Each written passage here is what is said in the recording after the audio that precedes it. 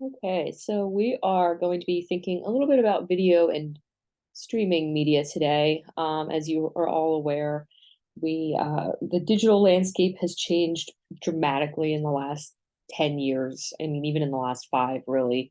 Um, when we think about how we consume media, where we get our video content from, it's not just your to go all the way back to the early days of television, your three channels on TV, or even your cable TV that really, came to be in the 90s, the 80s and the 90s. Um, what we have now is a very sort of diverse and converged, which like seems contradictory, but diverse and converged video landscape out there that, you can watch all this content on um, television like we have been for the last so many decades, but also watching it on computers, watching it on iPads, on phones. And so, thinking about how companies reach audiences with their marketing message is going to be something that, what works today and what works with the platforms that we're talking about is going to be very different even just a year from now. If anybody's following what's going on with AI and streaming rights and creative rights and things like that, with the unions of writers and the Screen Actors Guild. Um, things are changing very quickly, and so it's always good to kind of think about how these things are changing and what sorts of factors are influencing the ways that audiences are reached today. So as we talk about video, it's really important to think about kind of the start of what video looked like, right? What television looked like. You had your three major corporations, your three major companies owning the airwaves, ABC, CBS, and NBC, being your dominant companies, back in the day, who aired all the entertainment, all the news, all the content that people were consuming on television. Um, Advertising obviously did play a part in that. Advertising goes back even further to the days of film and radio. So nothing new. Obviously, this is going to be something that makes its way into any medium, is the opportunity to advertise, right? If you've got a screen and a captive audience, you have advertising potential. But the way that advertisers reach audiences today is very different than how it was when television first became a part of everybody's homes. um you put your TV commercials on, you aired them between shows, during breaks as we do today. But now, companies have to be a little more clever with their reach because we have the ability to subscribe to streaming services that don't have advertising.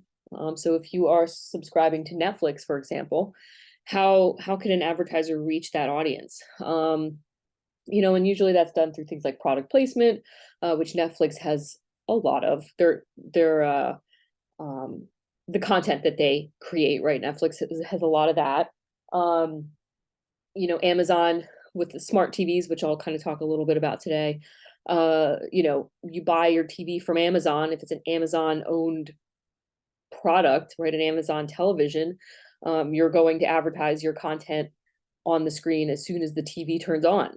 Um, so advertising has had to become a little bit more creative, a little more strategic, because while it seems like we are constantly inundated with advertising, because we are, um, the ways that audiences can avoid those things, with a paid subscription, become part of that challenge. So when we think about early television, um, TV has really changed from those three networks that I just spoke about, right? That we have, uh, you know, a, a difference in how television is watched. TV content is just very abundant. Each platform creates its own content. Think Apple TV, think Netflix, think Hulu. Um, Amazon, Paramount, I mean, the list goes on. But each one of those is airing the shows and the content that comes from those networks. So like ABC, you see who, well, because they're all owned by Disney, right? ABC programs uh, are distributed on Hulu, NBC, and Comcast. So all of the NBC programs and the what they own can be streamed as well. And so these things have changed, right? The amount of content that we consume. If you just look at what Netflix, for example, puts out in terms of films, documentaries, TV shows, um, and so on per month, even per week, right? It's astounding compared to what might have been just a handful of things that TV networks would have put out, 20, 30 years ago. So just the level of content has increased. The amount of places that we can access this content has increased. And, when we talk about that sort of fragmentation of the media, we're really looking at how all of these various separate platforms have kind of segmented themselves, right? That if you want NBC content, if you want the TV shows that NBC airs, you have to have a subscription to Peacock, right? Because Peacock is NBC's streaming service. If you want something that CBS airs, you need to have a subscription to Paramount Plus because that is owned by Paramount Plus or owned by CBS. And ABC is the same with Hulu. So, all of this stuff is kind of it's not in one place anymore. And so if you think about how you consume this content, think about how many separate platforms you subscribe to or have subscribed to in the past. I know mine's they're a good amount, right? Name all of the platforms available. There's a good chance that at some point I've been a subscriber because that is how this content is shared with us and how we are kind of enticed to, buy this content. So when we talk about how all of this has changed, right? Even just some basic statistics here, that the broadcasting landscape has really shifted. When we think about, let's just say 1,800, not 18,000 TV stations existing in 2012, right? 1,800 TV stations is a lot. And this was 10 years ago. And in 2012, we weren't seeing the level of streaming possibilities that we have now, right? We had, a few of these. I think Netflix was a 2011, 2010, maybe, in terms of its streaming service. It used to be just DVDs that you could get sent in the mail, which I believe they have ended. But all of these things are kind of becoming consolidated with these the NBC, CBS, ABC networks, and Fox now being the big owners of the local TV news. So when it comes to things like advertising, companies really need to think about who those audiences are, where they're getting their news, where they're getting their entertainment and information, because as we've said with other things, right, that companies need to think about who their audience is, how can you get them to become aware of your products or your services or whatever it is that you're selling, how do you entice them to perhaps act in some capacity, and how do you keep them coming back? And so when we think about these cable and satellite services, that you have, and I think this is, kind of self-explanatory here, but, different ways that, we can get these services today, right?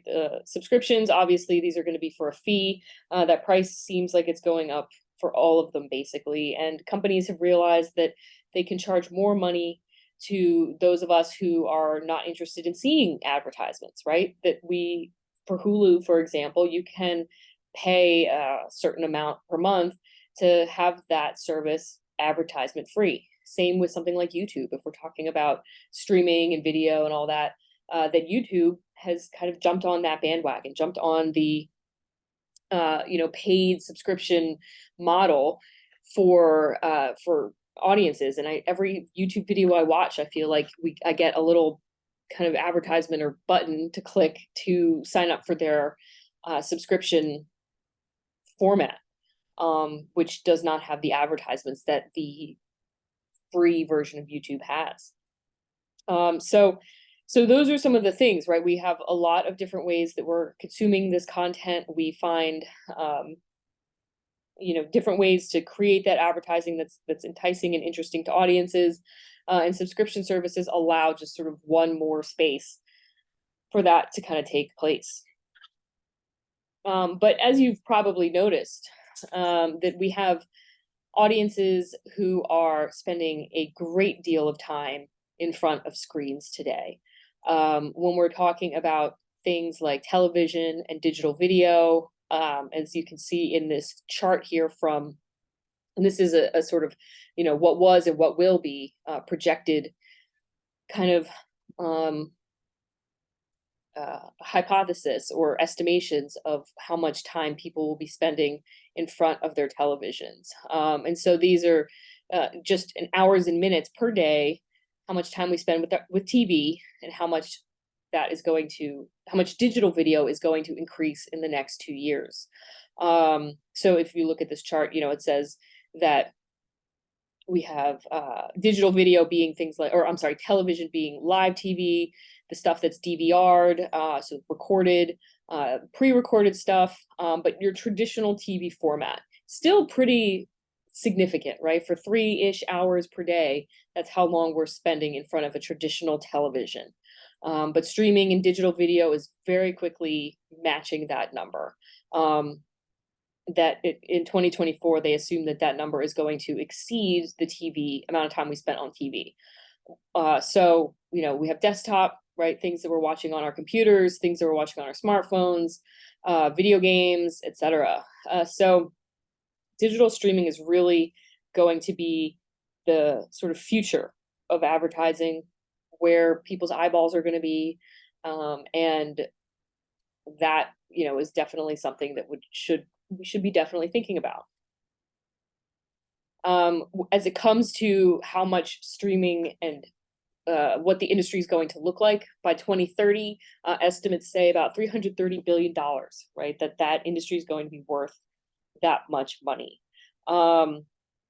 So when you look at those statistics, this is a pretty substantial chunk of our own time and effort.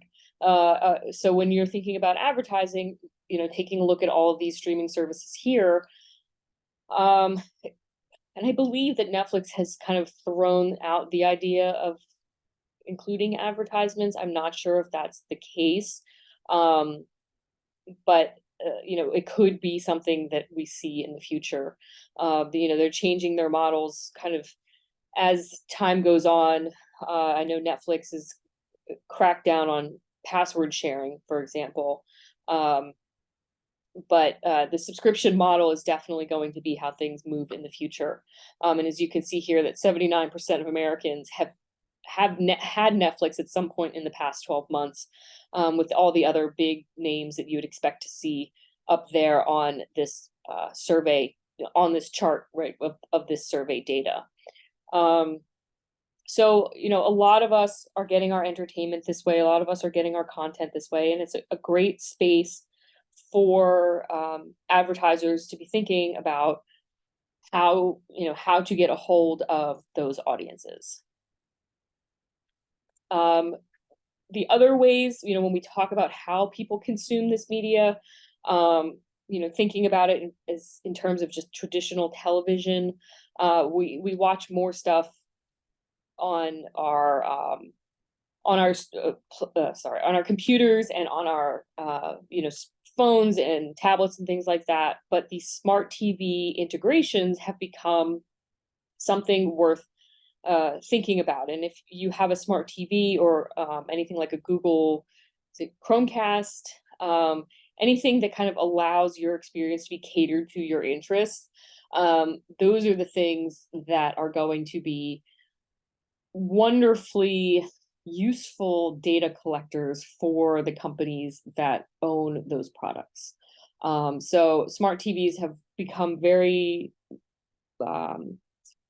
affordable these days. You can buy them on Amazon, you can get them at Costco, and most Yeah. So smart TVs are the televisions that basically, as soon as you turn it on, have catered your content.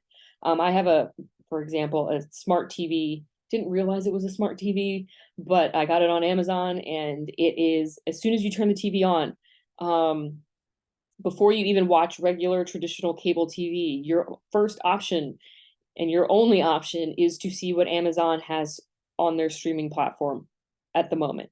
It brings up the stuff that I might be interested in. It brings up the stuff that I've watched. It brings up the things that are new on their platform. And so Amazon it's not a traditional advertisement in the sense of like a TV commercial or a billboard or a newspaper ad. But this is just, it's constant Amazon content that they want me to see first before I even turn the television to its like to do the thing that it's intended to do, right? The hope is that I'm going to stream something from their platform before I think about regular TV, before I think about Netflix. Um, and so, you're not selling me with a TV commercial, but you're selling me with the functionality, with the ease of me just clicking a couple buttons and finding, the newest season of like The Marvelous Mrs. Maisel, for instance, right? It's right there. I don't have to think about it. That is the information that is being collected from those smart TVs. And as you can see here, right, all of this stuff is information that's being collected on the user. So the smart TV, and if you want to add into that the Google Homes and the Alexas and all of the AI, I guess it's AI, those products are all collecting that information on us, right? So through that connectivity on the internet, you're able to see the content that's been watched. The cameras and microphones capture, behavioral data or information, about the things that we are, asking it for. Tracking technologies of all kinds can see what we've kind of clicked through and what we've searched for, past search habits that can help anticipate future ones. Looking at the interactions and those behaviors, right? So which, as it starts to kind of collect that data, for instance, the Google Chromecast that I have will, start to populate things on all the platforms that I can stream from, not even just Amazon, but like the Netflix and the Hulu account and the HBO, that it'll start to prioritize that content.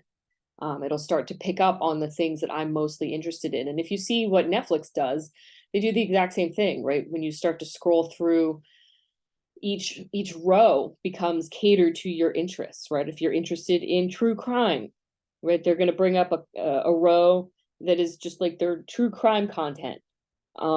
If you're interested in sports, sports documentaries, they're going to bring up a row that's recent sports documentaries.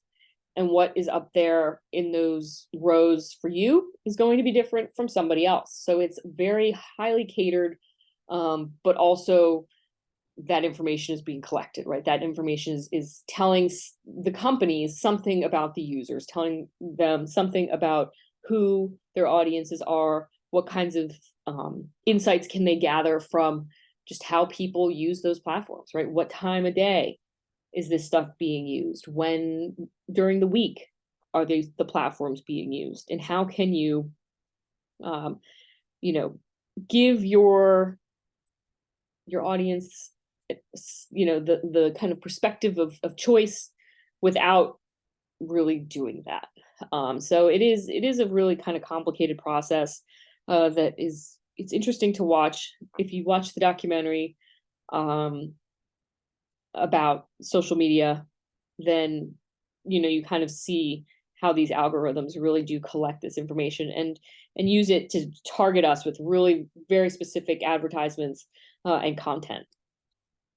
And so when we think about how advertising works, what once worked on audiences who, had one source, a couple sources of entertainment, right? If you had your traditional media of, TV, radio, newspaper, etc., that, it was a very sort of structured way of getting those advertisements out to audiences, picking time slots, the shows and where those advertisements aired.